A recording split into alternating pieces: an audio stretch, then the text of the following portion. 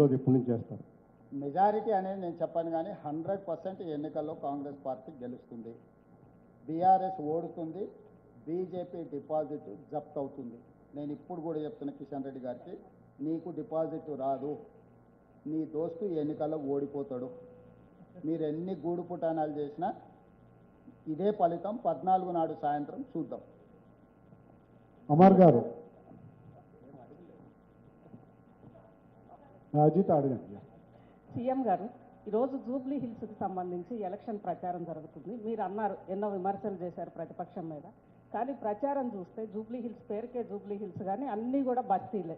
ఎక్కడ ఈ బస్తీలకు సంబంధించి కానీ నియోజకవర్గానికి సంబంధించి కానీ సమగ్ర ప్రణాళిక ఎక్కడా కూడా మీ ప్రచారాల్లో రావట్లేదు. కేవలం ఒకళ్ళ మీద ఒకళ్ళు విమర్శలు, వ్యక్తిగత దాడులు తప్పితే జనానికి సంబంధించి ఎక్కడ సమగ్ర ప్రణాళికను ఎందుకు ప్రకటించట్లేదు? జనాలకు సంబంధించిన సమగ్ర ప్రణాళిక 3 మంత్రులను ఇన్ఛార్జ్ చేసి 4 నెలల నుంచి దాదాపుగా 400 నుంచి 500 కోట్ల రూపాయలు రోడ్లకు, డ్రైనేజీకి, ఇండ్ల మీద వెళ్తున్న హైటెన్షన్ తీగల తొలగింపుకు, చెత్త తొలగింపుకి, రోడ్ల వైడనింగ్కి పూర్తి స్థాయిలో 3 నెలల నుంచి ప్రణాళికలు రచించి మున్సిపల్ మంత్రిగా 500 కోట్ల రూపాయలు నిధులు మంజూరు చేసి పనులు కొనసాగుతున్నాయి.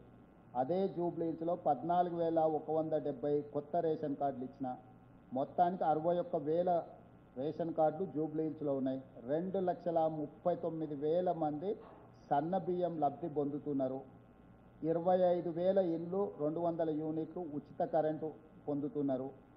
ఇట్లా ప్రతి 25,000 పైచీలకు ఇళ్లకు 500 రూపాయలకు సిలిండర్ వస్తున్నది. ఎందుకంటే ఇక్కడ వ్యవసాయ రైతు రుణ మాఫీలు కానీ ఇట్లాంటివి అర్బన్లో ఉండవు కాబట్టి, అందుకే చెప్పిన 400 ఇండ్లు, 4,000 ఇందిరమ్మ ఇండ్లు మీకు మంజూరు చేస్తా, మీకు ఎన్నికలు కాగానే అందుబాటులోకి తీసుకొస్తా అని చెప్పిన. కొల్లూరులో దాదాపుగా ఎప్పటి నుంచో ఈ ప్రాంతం వాళ్ళకి డబుల్ బెడ్రూమ్ ఇల్లు అలాట్ చేస్తే అన్ని సమస్యలు ఉంటే రేషన్ షాపు, పోలీస్ స్టేషను, నీళ్లు, స్కూలు అన్నీ మంజూరు చేసిన. సో ఇవన్నీ చెప్పడానికి అవకాశం రాకుండా 10 సంవత్సరాలు అధికారం చెలాయించిన వాళ్ళు, 12వ సంవత్సరం అధికారంలో కొనసాగుతున్న వాళ్ళు ఇద్దరు ఏకమై మా మీద ముప్పేట దాడి చేస్తున్నారు. సో వాళ్ళు ఇచ్చిన కర్రతోని ఇట్లా అంటే ఇక మనము ఏదో రకంగా అనాల్సిందే కదా, తలుపు చెక్కతో అట్లా అనాల్సిందే కదా, అది సిచ్యువేషన్. కాబట్టి మాకు స్పష్టత ఉంది, జూబ్లీ హిల్స్ నియోజకవర్గంలో జూబ్లీ హిల్స్ లేదు. నేను జూబ్లీ హిల్స్లోనే ఉంటా. బస్తీలన్నీ అన్నీ ఉన్నాయి, జూబ్లీ హిల్స్ వచ్చి ఖైరతాబాద్లో ఉంది. దాని పేరుకే జూబ్లీ హిల్స్, కానీ మైసూర్ బోండాలో ఎట్లా మైసూర్ లేదో జూబ్లీ హిల్స్లో జూబ్లీ హిల్స్ లేదు. కాబట్టి ఆ ప్రాంత సమస్యలు పరిష్కరిస్తే సినీ కార్మికులు అక్కడ ఉంటారు. వాళ్ళ సమస్యలు పరిష్కరించినాం కదా, వాళ్ళకు జీవిత బీమా ఇచ్చినాం, ప్రమాద బీమా ఇచ్చినాము.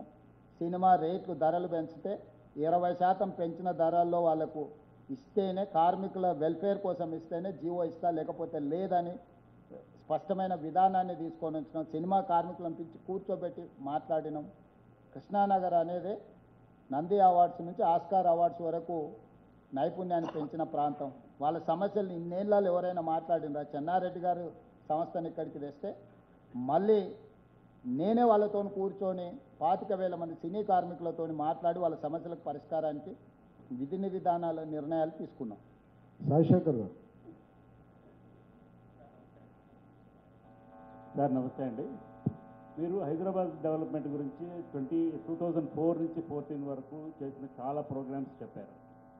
అసలు హైదరాబాద్ ఎంసీహెచ్ నుంచి జీహెచ్ఎంసీ అయింది కూడా కాంగ్రెస్ కాలంలోనే.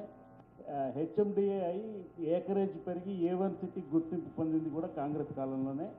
అండ్ యుఎస్ ప్రెసిడెంట్ని తీసుకొచ్చి ఇక్కడ కాన్సులేట్ ఇప్పించింది కాంగ్రెస్ కాలంలోనే. ఈ గ్రోత్ ఇంజన్స్ మీరు ఎందుకు మర్చిపోతున్నారని అంటే నేనేం మర్చిపోవట్లేదు, చాలా ఎక్కువైనాయి కదా, కొన్ని చెప్పినా మిగతా మీరు చెప్తారని మీకు వదిలిన. అన్నీ నేనే చెప్తే ఇక మొత్తం నువ్వే చెప్పినాక మేమెందుకు సార్ అంటారు. మళ్ళీ జర్నలిస్టులతో నాకు ఈ సమస్య ఉన్నది. కాబట్టి నేను అనేది ఒకటే, ఎప్పుడు కూడా కాంగ్రెస్ ఉన్నప్పుడు ఒక పద్ధతి ప్రకారం డెవలప్మెంట్ కోసం చేస్తుంది. చెప్పుకోవడంలో కొంచెం వెనకబడుతుంది కాంగ్రెస్లో, ఎందుకంటే మల్టీ లీడర్షిప్ కదా. ఆయన చెప్తాడా, ఈయన చెప్తాడా, ఆయన వాళ్ళిద్దరు చెప్తారులే అని మూడోగా ఆయన, ఇట్లా చెప్పుకోవడంలో కొంచెం వెనకబడతాం. ఆడేంటంటే ఒకడే ఓనర్ కాబట్టి మిగతా వాళ్ళంతా పని వాళ్ళే. ఓనర్ చెప్తాడు, పని వాళ్ళు మాట్లాడతారు. ఇక్కడ అందరూ ఓనర్లే కదా.